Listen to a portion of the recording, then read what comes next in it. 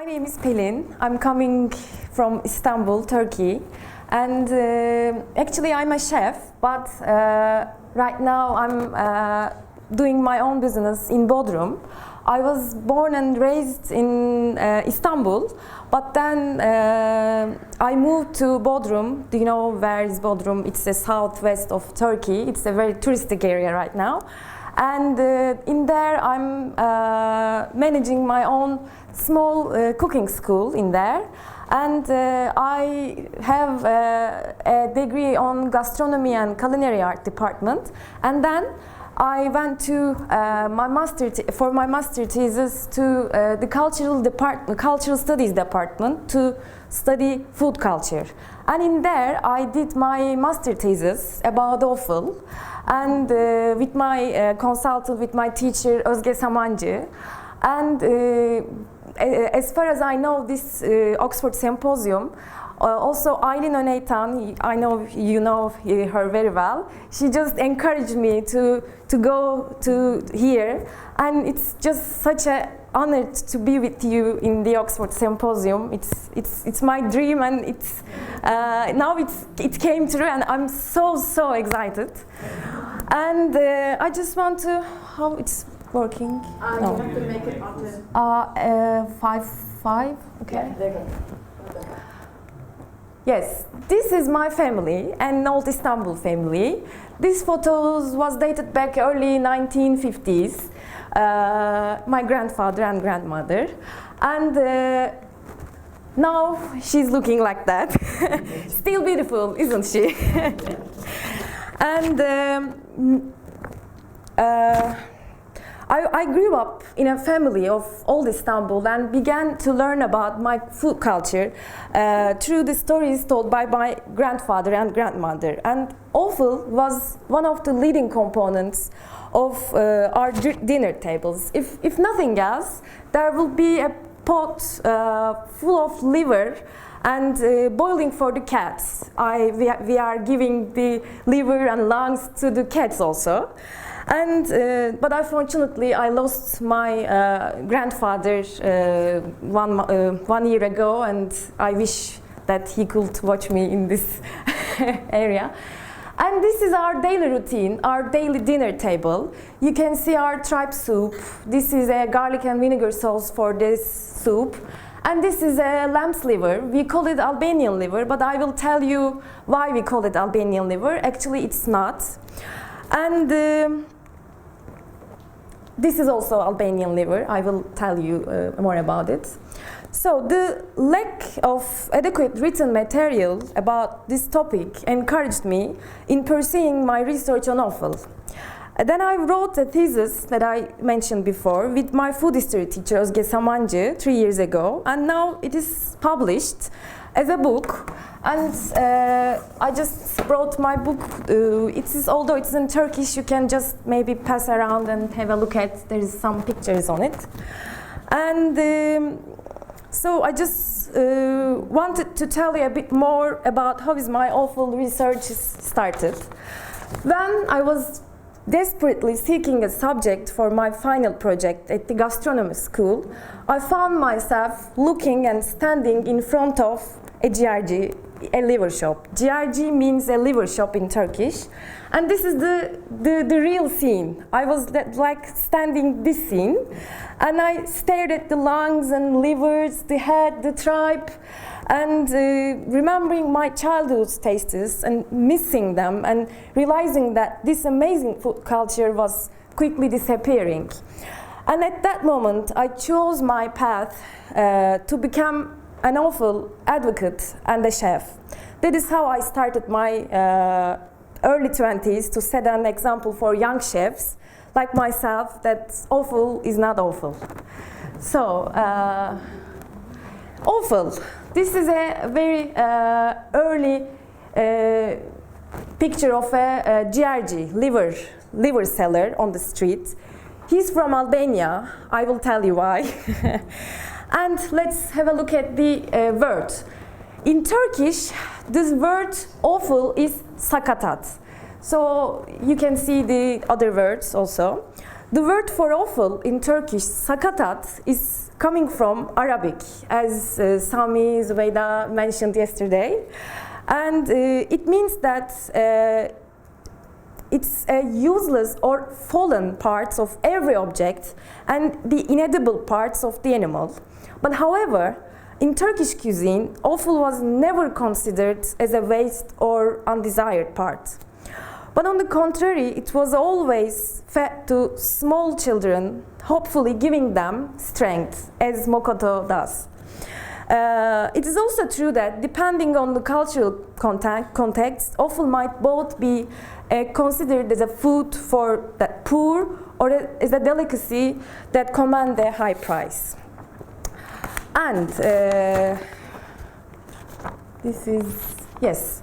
Also, I want to add that sakatat is derived from the word sakat, like you can see here, and it's a singular name. Sakat is the singular name, and when we add or put a and t at the end of the word, it gets a plural name. So sakatat means sakats or offals. Okay, I just want to tell you that. So, offal is a foodstuff that has been affected by so many cultural aspects, and it survives to these days, needed by the distinct food culture of each ancient civilization and blended with modern ingredients and traditions. So, the history of Istanbul cuisine, I just want to, it's a very, very huge subject, but I want to tell about a little history of Istanbul cuisine. Because the roots of our traditions, which are a part of our daily life, come from very, very ancient times, from Byzantines, Ottoman, Central Asian Turks, Armenian, Jewish, Balkan, and so on. And this cuisine has been influenced by many cultures. And surely each culture's offal repertoire has contributed much to Istanbul cuisine. However, these habits have somehow been forgotten or updated in today's fast-changing times, and of course, offal is particularly affected. So, this is another presentation. So, the stages of offal production: the animal, slaughterhouses site, liver shop or GRG, and other markets. This picture is dated back very lately Ottoman period. Also, you can see the cats here, and now it's time to explain more about why we are calling Albanian liver, or why they are Albania. The name of the Albanian liver is not coming from Albania, actually. I mean, there isn't any dish in Albania called this dish. It's a unique taste of Istanbul, actually, because the reason that we named it like that is people who migrated from Albania or other Balkans lands to the Ottoman period, to the Ottoman territory. They started to work in slaughterhouses. And when the slaughterhouses closed down in Sütlüce region, in the European side of Istanbul, they started to selling this dish on the streets. So they invented, or let's say they created this dish in Istanbul. So this is the Istanbul dish, the Albanian liver. So, and I just want to add that offal was only sold in liver shops or GRGs, but now from 2000 it started to sell on the other markets like supermarkets or other places. This is a GRG, the liver shop. You can see the sign is very, very old. And this is another GRG dated back 1990s. You can see how like rich showcase in here. And those are just photos of, you can see the head. These photos from the 4 a.m. in the morning and it was so tough for me to take all those bloody pictures. I'm so sorry to showing you those pictures. This is oxtail. We call it Poach also. I don't know why, because I don't know the name of poach means, but the upper side of the hip. really, Yeah. but it's not. I don't know why. Really, okay.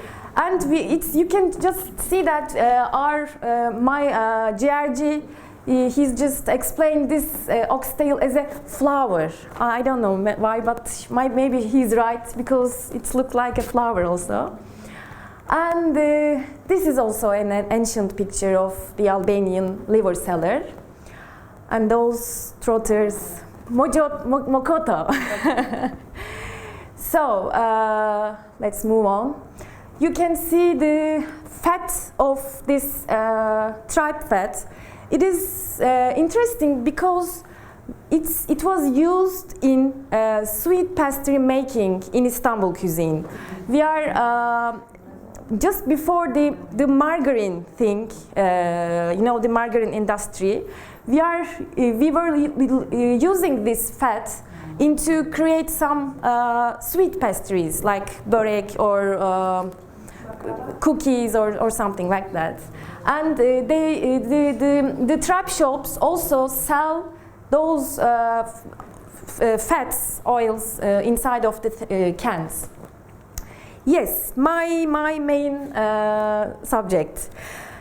Yes, I'm using those cookbooks, and also I have I brought an example of one of these, but it's just a paper. It doesn't have any pictures of it, so I just want to show you the cookbooks. The cookbooks are the main sources that we can learn what and how we eat. Also, they lead people to cook at their homes. And I just wanted to study in a comparative manner, because this shows us the changes in preparation methods through the recipes. And when we look at the early cookbooks, we see that offal culture was inherited from Central Asian and Ottoman culinary traditions and was still surviving in the same way in the recipes. And I just want to show you this very big table, and you can see the total recipes from just a book from Fahriye Nedim, let's say 1939. It's from the period of early Republican era, because we are using Turkish alphabet after our Republican era. So you can see the total recipes and the offal recipes. You can just have a look. Both the traditions of cooking offal at homes is slowly dying, as well as the trade of offal butchery. So I just wanted to show you those books has so many amazing recipes, like tirit. Tirit is a name of both the dish and cooking technique, which is prepared with stale bread chunks soaked in broth. It has different versions, either with or without offal, such as tripe, trotter, mincemeat, lamb, or chicken. And nowadays it gets a very famous effect in Istanbul cuisine.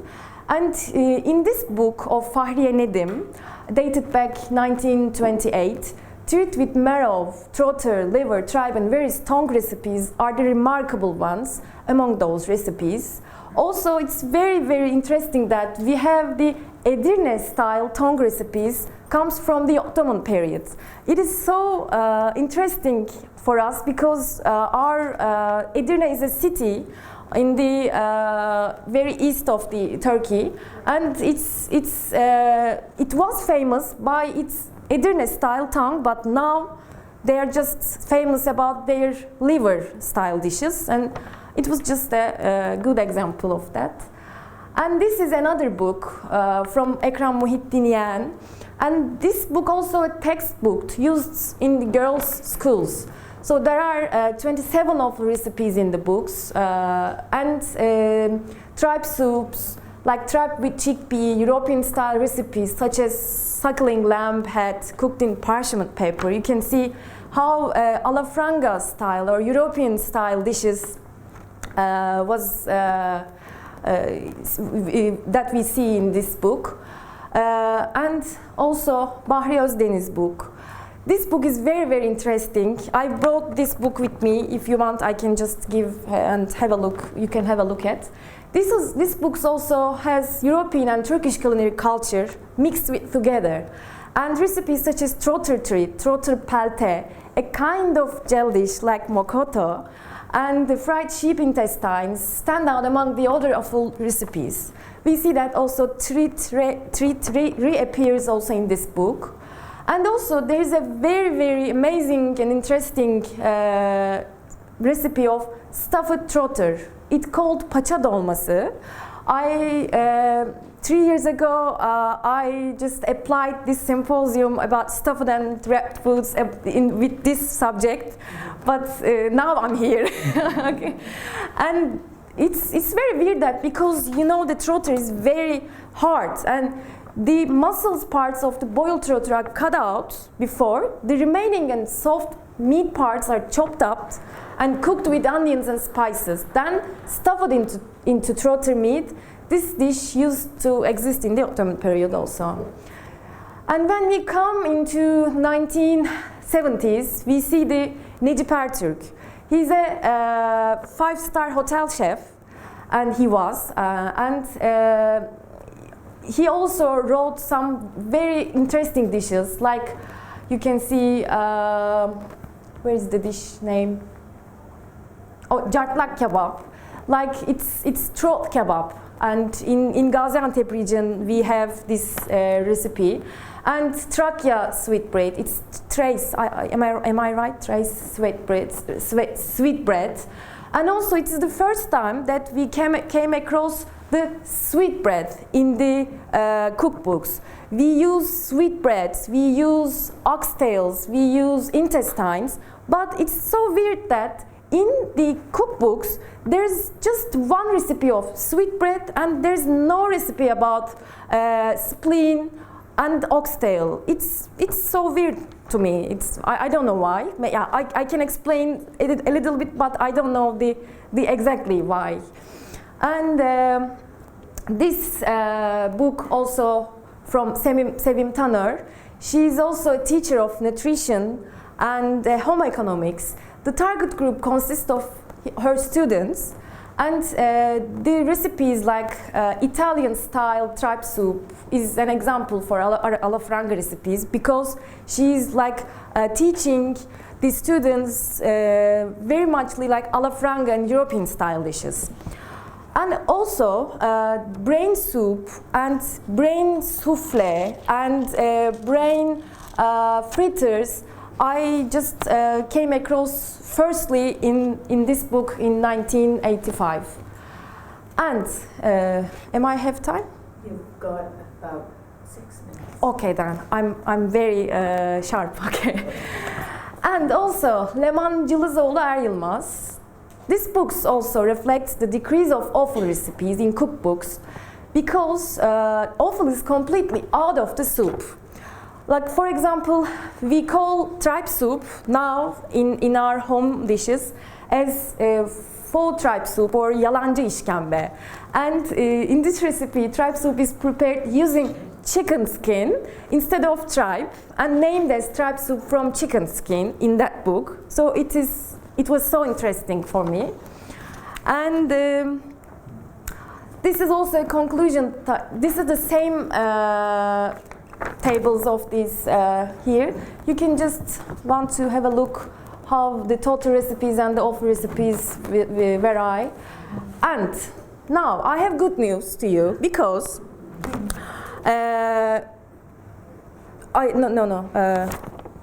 it's yes, we see the big European, especially French effects in those cookbooks.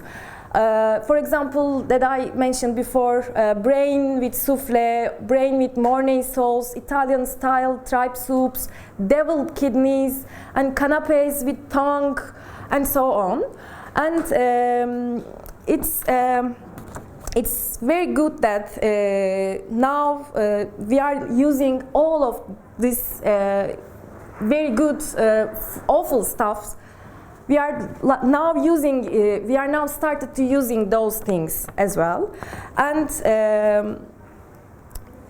I have also good news to you, because I've just deal with a very big supermarket company. It is not so good that I'm deal with a supermarket company, but they want to protect this tradition, because when we came across to those days, like 212, you can see the total recipes, and you can see there is no awful recipes in the cookbooks.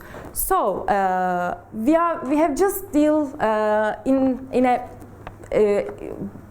making a new cookbook, and those are the recipes of this new cookbook published. They will be published in soon, very very soon. This is my recipes, because I'm already tell you that I'm a chef, and this is a sautéed lamb's heart, lamb's kidney, and this is a grilled one. Tripe schnitzel. It's very very delicious, and this is our tripe soup. Also, we have ram's testicles, it's balls, and some tongue with canapé. And yes, thank you very much for listening to me.